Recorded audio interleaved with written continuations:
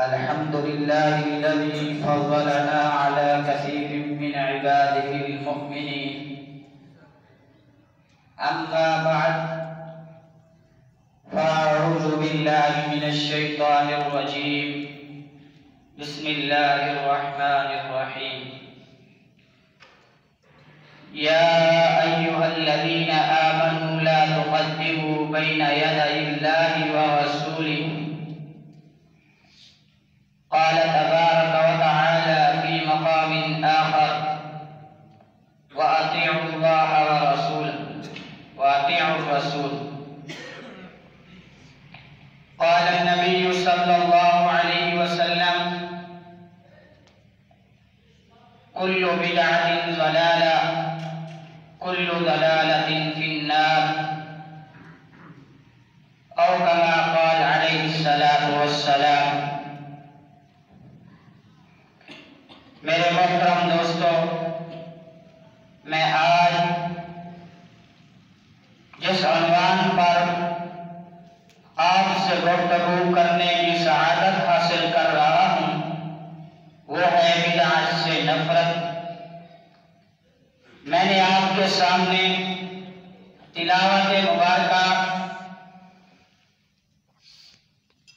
جو یا ایھا الذین آمنوا لا تقدموا بین یدی اللہ ورسولہ، کہ اے ایمان والو، اللہ اور اس کے رسول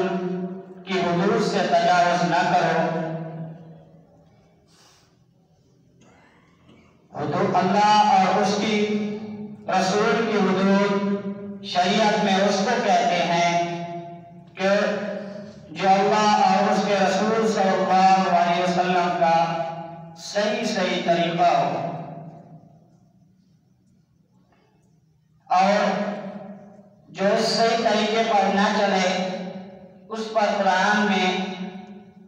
وَمَن يَتَعَدَّ حُدُودَ اللَّهِ فَقَدْ ظَلَمَ نَفْسَهُ، جو اللہ کے حدود سے تجاوز کرتا ہے پس تحقیق وہ اپنے نفس پر اس نے ظلم کیا۔ میرے بھائیوں، اور دوسری جگہ ارشاد فرمایا وَأَطِيعُوا اللَّهَ وَأَطِيعُوا الرَّسُولَ، حکم کیا، امر کیا کہ اللہ اور اس کی اطاعت کو لازمی پکڑو، اور خود اللہ نے فرمایا مَن يُطِعِ الرَّسُولَ فَقَدْ أَطَاعَ اللَّهَ، کہ جس نے نبی کریم صلی اللہ تعالی علیہ وسلم کی اطاعت کی گویا کہ اس نے اللہ کی اطاعت کی۔ میں آپ کو دو واقعے مختصر سے عرض کرتا ہوں، پھر اپنی بات کو اختتام کی طرف روانہ کرتے ہیں۔ حضرت علی رضی اللہ تعالی کے دور میں عید نماز ادا کرنے سے پہلے ایک شخص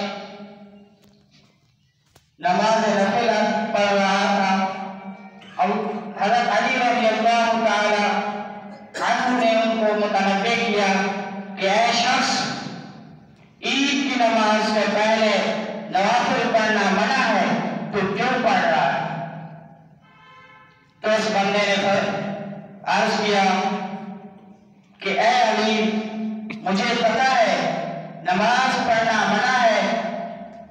لیکن نماز پر مجھے یہ بھی پتا ہے کہ اس نماز پر اللہ کی کوئی پکڑ نہیں ہے۔ تو حضرت علی کا چھوٹا سا جملہ کہ حضرت علی نے فرمایا کہ اس نماز پر پکڑ تو نہیں ہے، ہاں اس نماز پر پکڑ ضرور ہے جو نبی کریم صلی اللہ تعالی علیہ وسلم سے ثابت نہیں ہے، اور اس پر پکڑ نہیں ہے جو آپ صلی اللہ علیہ وسلم سے ثابت ہے۔ دوسرا واقعہ حضرت عمر فاروق رضی اللہ تعالی عنہ،